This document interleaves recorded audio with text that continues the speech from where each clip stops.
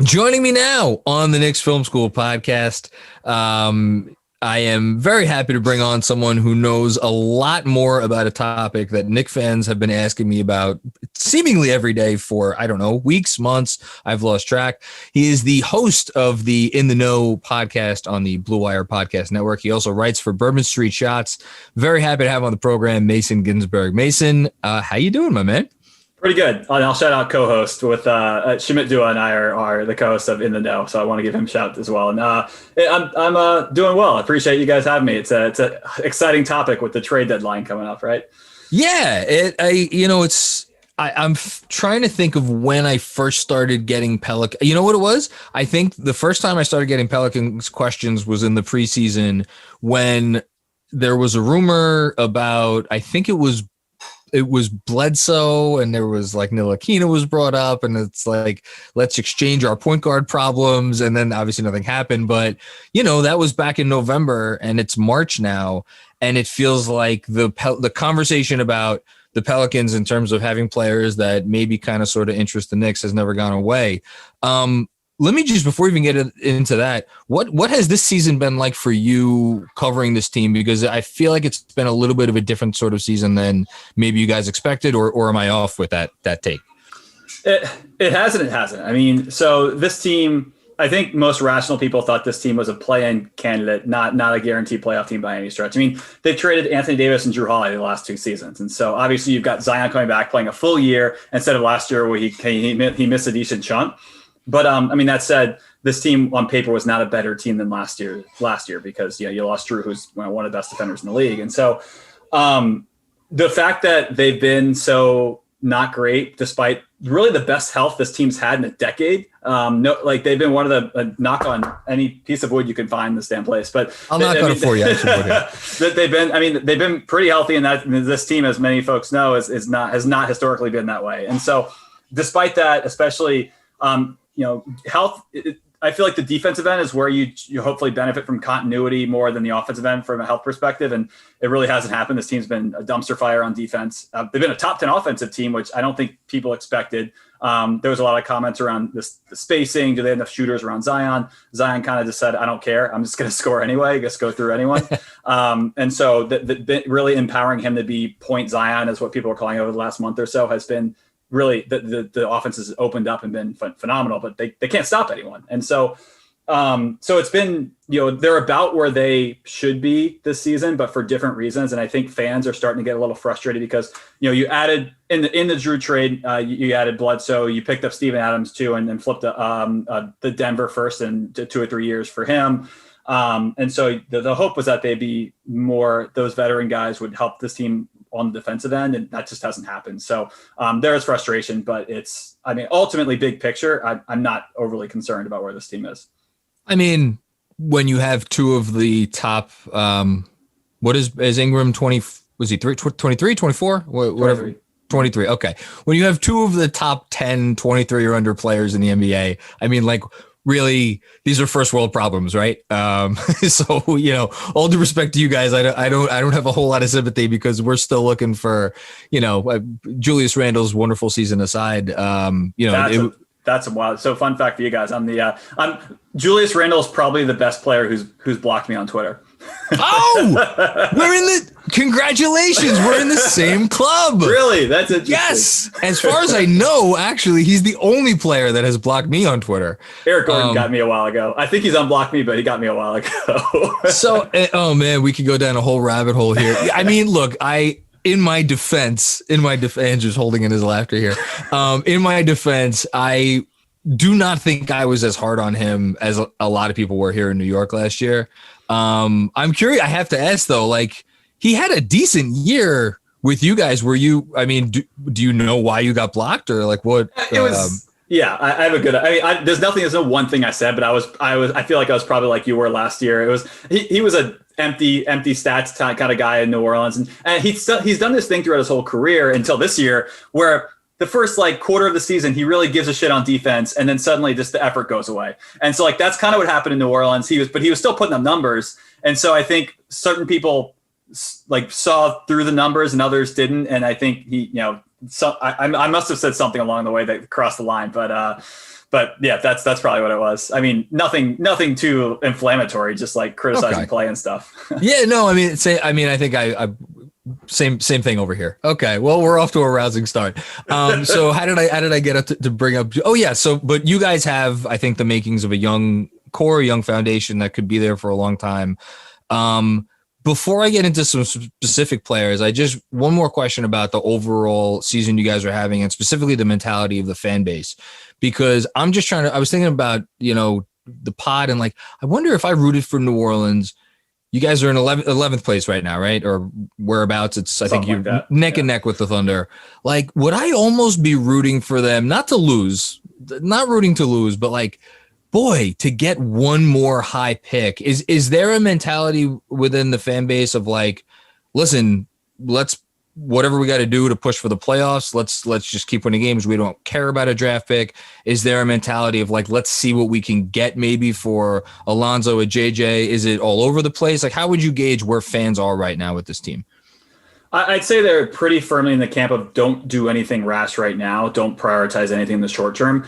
Okay. As far as tank or not tank, that you're going to find more of a divide. But I think that there's a general sense of, yeah, if you can get something for JJ at the deadline, do it. If you can get something for Bledsoe, do it. We want, because the one thing I can tell you for sure is the fan base wants more Nickeil. They want more Kyra. They want to see these young guards play more minutes. And so, that's more about JJ and Bledsoe than it is about Lonzo, given the way Lonzo's played over the last month or so. He's really picked things up.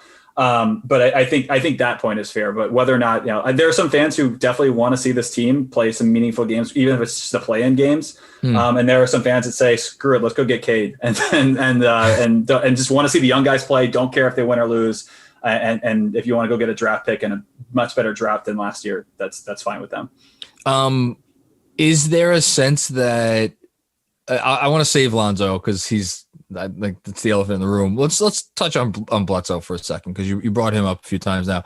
Is that two things with him? One, let's start here. Is there a sense in the fan base that the team will be better if he is playing less and like Kyra or Nickeil is taking his minutes, or is there the sense that like he is elevating their level of play, and if he goes away for essentially nothing, they'll get worse, but it'll be like better in the long run?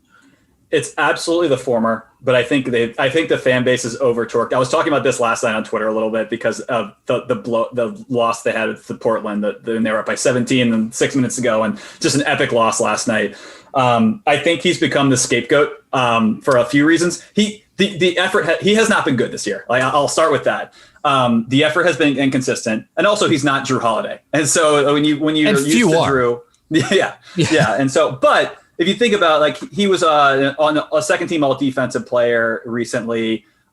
He's been good in the regular season, obviously not that good in the playoffs. And so going into the season, it was reasonable to expect that Bledsoe could be like 75 to 80% of Drew Holiday in the regular season. Sure. In the playoffs, yeah, you can probably do it, even though he's shooting a career high from 3 this year. So that's kind of a fun point along with all this. But yet he's still been disappointing, even with that career high from 3.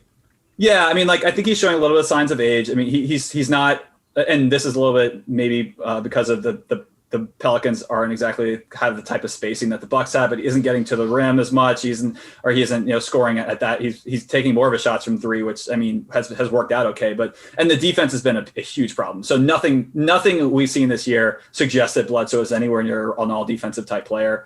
I don't know how much of that is athleticism and just decline because he's just past 30 versus just the I don't want to be here type thing. And now he was playing on an NBA a title contender for a little while. Yeah. And maybe he's just not giving it his all every game. But a combination of those things has made him a focal point of the fan base to be upset with every time he does something not good. And so I don't think he's as bad as the fans kind of position him to be, but that doesn't change the fact that he's been underwhelming for the Pelicans this year. Yeah, that's you could have everything you just said. You could have inserted the word, the name Elfrid Payton in for who we had too, who you had too. And was we know what Elfrid Payton is. It's like I feel like the same thing. Like what Eric Bledsoe, and does he probably get a little bit too much blame? Yeah. Is he helping matters? Absolutely not.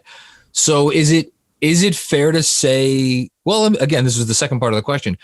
I look at Eric Bledsoe as a negative asset in terms of, if he was a free agent today, would he get, I guess it would essentially be 1 year for $17 million, and then the year after that with a $4 million guarantee. Like, I don't see the team that is going to look at that as a positive contract. Am I wrong there?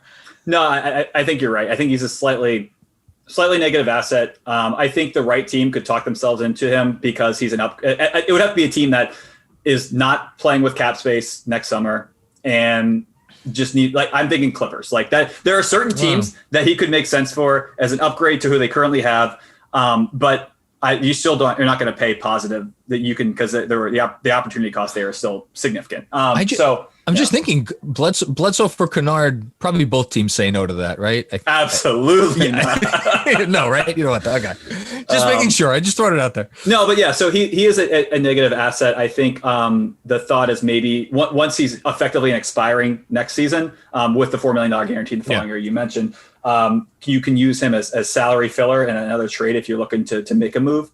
And so I think it wouldn't be the end of the world if they didn't move him. But I do think I think it would be optimal if they could find a trade partner for him. Yeah, and that's why I think it's best to just not spend too much time on him, because it doesn't sound like the Pelicans are dying to get off of that money, right? So I think a lot of Knicks fans look at him as like, ooh, if we got a real nice thing to take him on, but that does not sound to be where you guys are at with him right now. Nah, if they could attach a second to dump him, I think that would be something, but like they're not going to put a first against Bledsoe, just no way. Yeah. Okay. That makes sense. Let's move on to another guard before I continue to save Lonzo. JJ Redick. JJ Redick actually came out and did he say it? Was it like, I think it was, he didn't actually say it. It was reported or whatever that he wants to play closer to his level. I would love to see his Williamsburg apartment. I'm going to go out on a limb and say it's nice. Yeah. Have you ever been to Williamsburg? No. I was going to mention to you guys. Before the Hornets came to New Orleans, I was a Knicks fan. My dad's from New York, and so that was I love basketball, and that was my allegiance until we got the team in 2002. I think I'd moved around the right time. Not that the Hornets were this model franchise by any stretch, but I know that that's kind of where the old Knicks teams took a dive. It was 2001, right about then. We don't have to talk about that though. So JJ Redick wants to apparently play closer to his home. Boston has been mentioned, I guess Philly, New York, and Brooklyn. And the Knicks are the one team that has the cap space. I mean, obviously Boston has that big trade exception, but it sounds like they have other desires there. I guess I'll just ask the same question about JJ. He's making $13 million this year. Is there a sense that New Orleans can get something for him, or is it just, if he's here past the deadline, they'll buy him out and like that'll be that? I think they're still have hope that he has some value. I mean, I think if they can get anything for him, they will. I have a hard sense of gauging what his value is, specifically if they are really just going to send him to one of the teams up in the Northeast versus are there other teams that would, take him for, because I mean, he's expiring, right? He's going to play for this team, whatever team he goes to, for like 2 months. And so is it really, I mean, so I don't really have a good sense of that. And even I think an interesting question also is, would they even buy him out? I mean, I think they would, but also, injuries happen. And so I think this was in the piece from on The Athletic today with ranking all the trade assets across the league. I saw that, And it's like, well, if the Pelicans are trying to make a push for a playing game, JJ Redick still objectively helps you, and having him is better than not having him. But it's like, do you want to do right by him? And so I can't be. That's something Griff can answer, and I can't. But I think they're still hoping to get something for him. So I'm just looking at his numbers. Like, obviously, it's actually funny from 2-point range. He's not that bad. He's shooting almost 40%, almost 50% from two. Has there been a bounce back? I know he was struggling from three earlier this year. Has he been better of late? Like where's JJ Redick's game right now? Yeah, he's been better of late. I think the point Zion revolution that started around the start of February, he was. The Zion JJ pick and roll game was nice because you can't lead JJ, right? And so and his shooting ticked back up, and even when he was struggling, you can't just lead JJ Redick. Yeah. I mean, he's still like one of the best shooters in basketball. He just had a rough stretch to start the year, and so I think he obviously has his limitations. I don't think he's going to help a team past like the first round of the playoffs, for example. I think his defense is just too far gone. But yeah, I mean, like I certainly think he has value as a floor spacer, and he's really good moving without the ball too. He just straight up helps your offense when he's in the game. Yeah, I'm wondering. I'm at the point now in my mind where it's like, okay, the Knicks probably have their top, 5 to 10 list of moves they'd like to make. And if all of those fall by the wayside and it's nothing, is it, 3:45 on, next Thursday, and they call up Griff and they're like, all right, we'll give you, a 2026 second rounder, and we'll swap Reggie Bullock for JJ Redick. Like, would the Knicks do that? I would imagine they probably would. Would the Pelicans do that? I don't know. So what's Reggie Bullock's cap number? So Bullock's only making $4.25 million this year. So there's actually additional value to that because the Pelicans are right up against the tax line now. Yeah. Yeah. And so if they, and right now I think they're carrying 13, 14 players. I think it's 13 plus Sindarius, not including two ways. It's 13 plus Sindarius on a second 10-day. And so like, if they can and they still have their full mid-level, not that, again, if we're not talking about a team that's going to compete for the playing game, maybe it doesn't matter. But I mean, giving a little space from the tax line helps if you're looking at another move. So there's more value there. So that's I'm happy you brought up the roster spots thing, because I am, as I'm sure are you, an insane person, and I spend time trying to find fake trades all over the place. And you look at New Orleans with those open roster, I think it's 2 open roster spots, right? I'm pretty sure. Yep. So you have those open roster spots, which could be valuable, but they're right up against the tax. The Knicks have all of their roster spots right now. Not to say they couldn't like waive in Austin Rivers, another former Pelican? Yeah, I think former Pelican at some point. See, we just keep collecting former Pelicans. But they have the money. So it's like, are there 3-team deals out there for, who knows? Okay. So that's JJ. All right. Let's have the Lonzo discussion. Let me just start by asking you, what do you think of Lonzo Ball? Do you like him? Would you not like him? Where are you at? I don't know where to start with this one. So, that's a great answer. All right, here's the thing.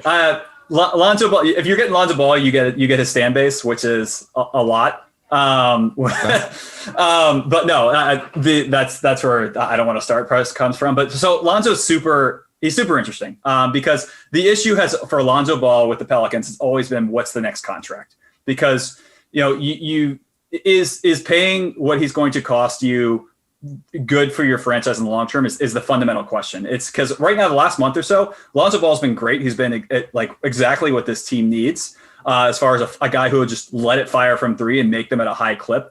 This team needs shooting. They need that. And he's really come into his own as far as what he tries to do versus what he doesn't.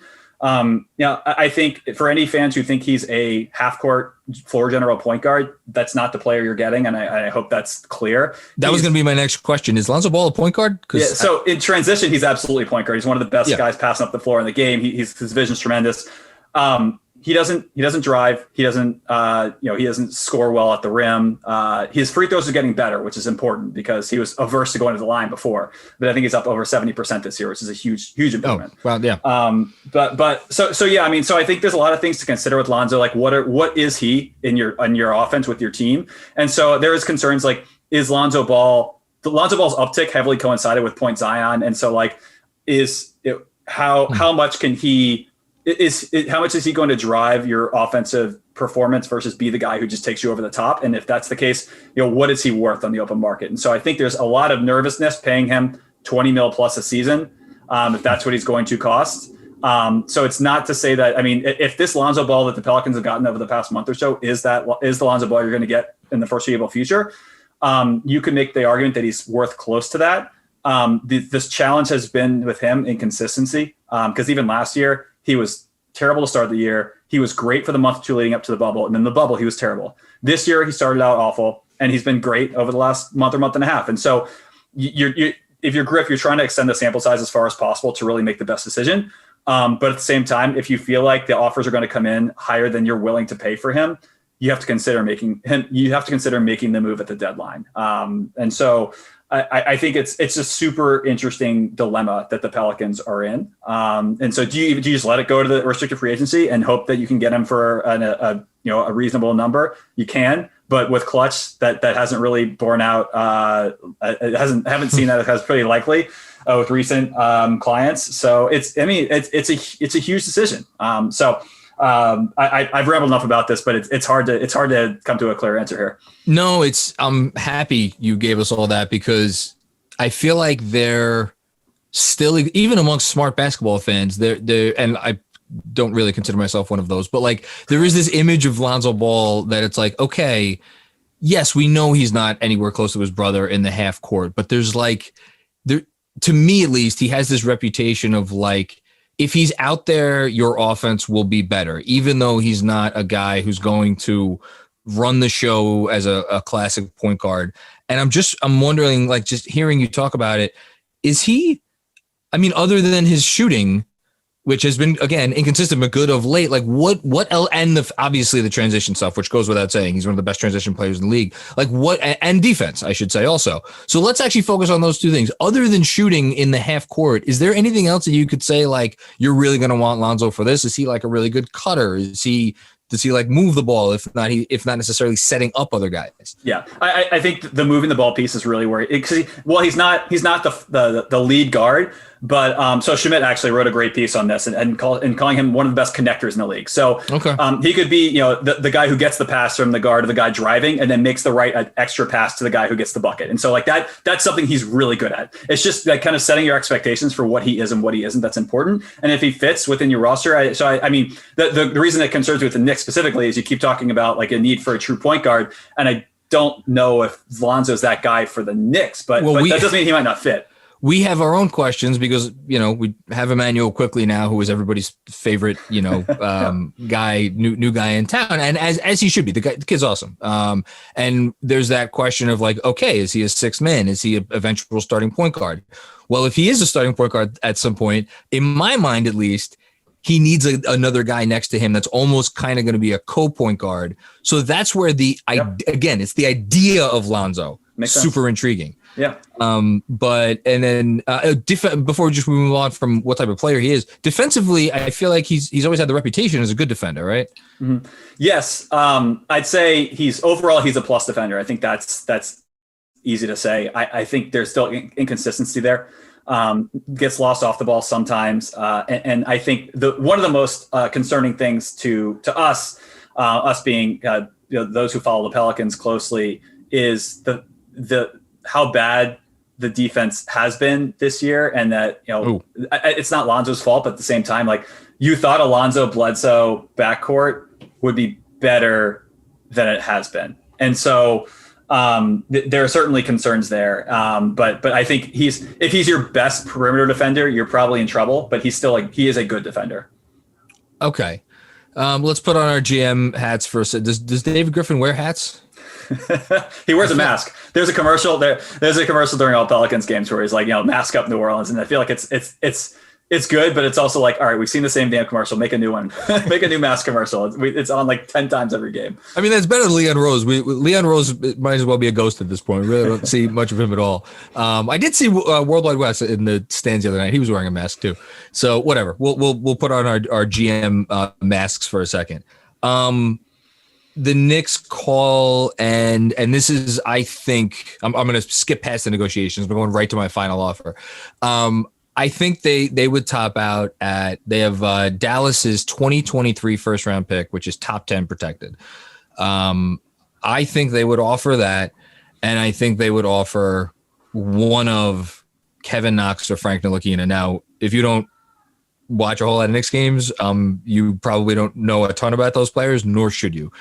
Knox has not been a good NBA player. He hit some corner threes this year, but other than that, he hasn't been much else. Still young, whatever. And Frank Ntilikina, his reputation as a defensive, dynamo who has some offensive issues from time to time, as the last 4 games when he hasn't hit a field goal are evidence of, like one of those guys. And maybe we have Detroit's second round pick this year, which is probably going to be 31 or 32. In my eyes, that's kind of where a possible deal would be, because as you alluded to before, you're not trading for Lonzo Ball, you're trading for the right to pay Lonzo Ball in several months. So sure. You're David Griffin. What do you say to that offer? In January, I would have taken that and run. Really? Wow. Now, now I'm less certain, just because of, he's been a good piece for this team. And I think they would hope that. So I'm thinking about that Dallas 2023 pick as a late first rounder. I really feel like, what would that be, year 4, year 5 of Luka? Yeah. And so I don't put a lot of stock in that one. I think the Pelicans already have a lot of picks such that, an early second round this year isn't, would you be able to add that guy to the roster? They have Didi Louzada, who's over in Australia right now, or I think Sydney, right now, and so that I think they want to bring him over at some point. Plus, obviously, pick this year. So I don't know if it does it for them, because you would think that there might be other teams in the mix here. I know there's been a lot of talk around Chicago. I don't really know other teams that might be interested and maybe in me. It's been a huge secret, I think, overall. No one's saying anything about the Lonzo situation, whether or not they're, who's interested, who's not, whether the Pelicans want to move him. I feel like it's much more, you can get a better sense for some of the other guys, like even Josh Hart. It sounds like the team likes Hart and they want to try to keep him. I think Zach Lowe mentioned that or maybe I'm making that up. Somebody, I was listening to some podcast recently where they're like, no, they like Hart. They want Hart to be there for a while. Yeah, I've got concerns about that as well. But I like Hart a lot too. But I worry about what you pay that guy, who I don't really see Josh Hart as a guy. Is he restricted? But this year? Yeah. Yep. Oh, he is. Oh, I forgot that. Okay. Yeah, he was late first round pick. Yeah.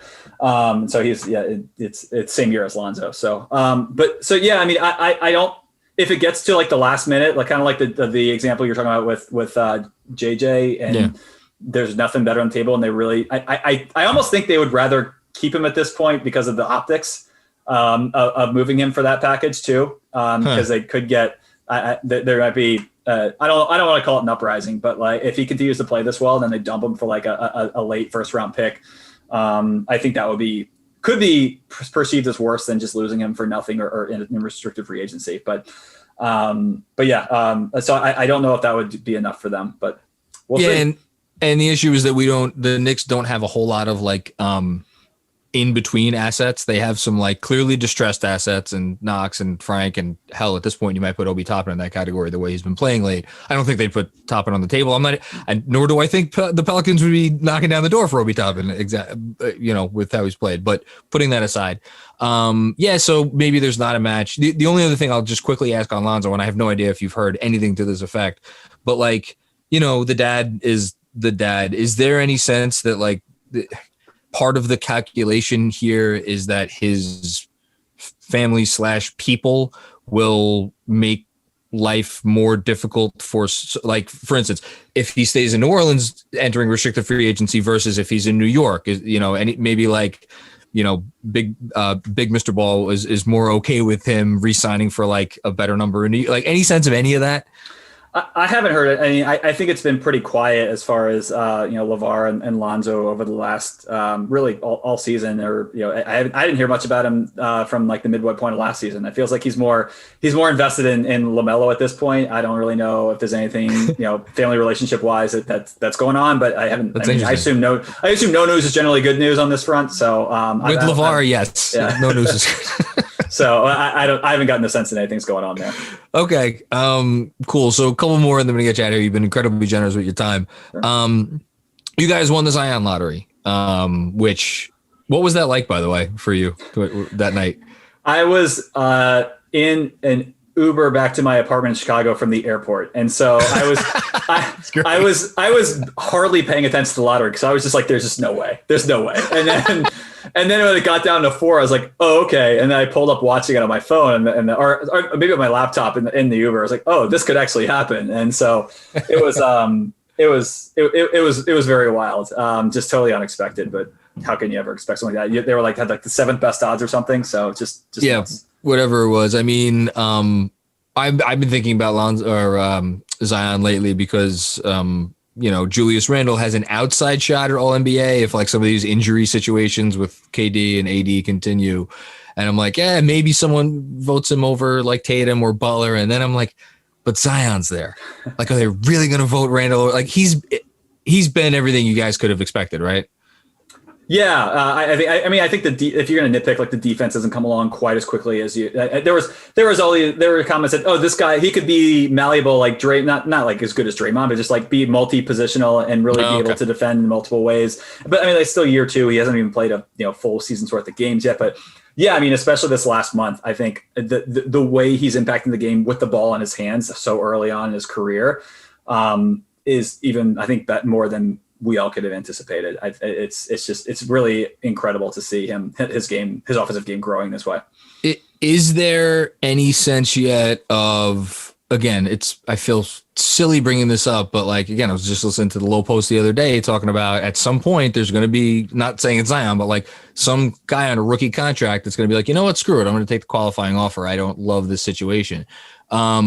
Is there any pressure right now that you think the organization feels? That like, is there a nervousness at all amongst the fan base, or is it just like all still kind of very happy? Like, we have this guy, things are headed in the right direction. Like, giddy up. It's a really good question. I feel like it's one that the fan base hasn't even thought about yet, but they should be. I think as far as whether or not Zion could be, I think he's as likely as anyone to be the guy to do that. It's not like he's hurting for money. He's going to have more money in endorsements than he knows what to do with. And so, and I think it's pretty clear that the good news is that it doesn't matter where he is. Zion's just Zion. And so it's not like AD, I feel like, was a little bit less of a alpha and maybe going to Los Angeles helps his brand more than Zion's just, he's going to be a name no matter where he is.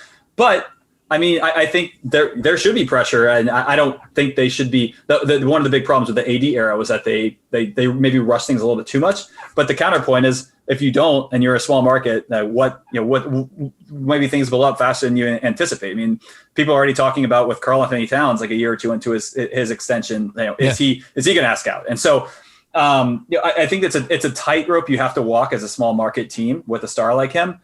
But I think that's certainly possible. But I think there's still time to make the roster what it needs to be around him. And so, no pressure yet, but I think it's underappreciated.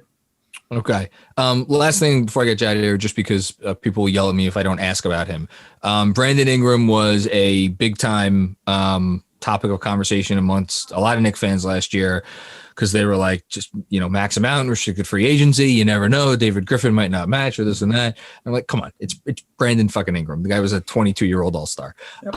It is, I think Bill Simmons maybe brought it up on his pod last week or something, which, again, take anything Simmons says with several grains of salt. But like the pairing with him and Zion, is there a positive feeling about that within the fan base? Is there any concern like those two guys aren't the best because of defense or any other concerns? Like where are you at on the two of them? I think there are real concerns defensively.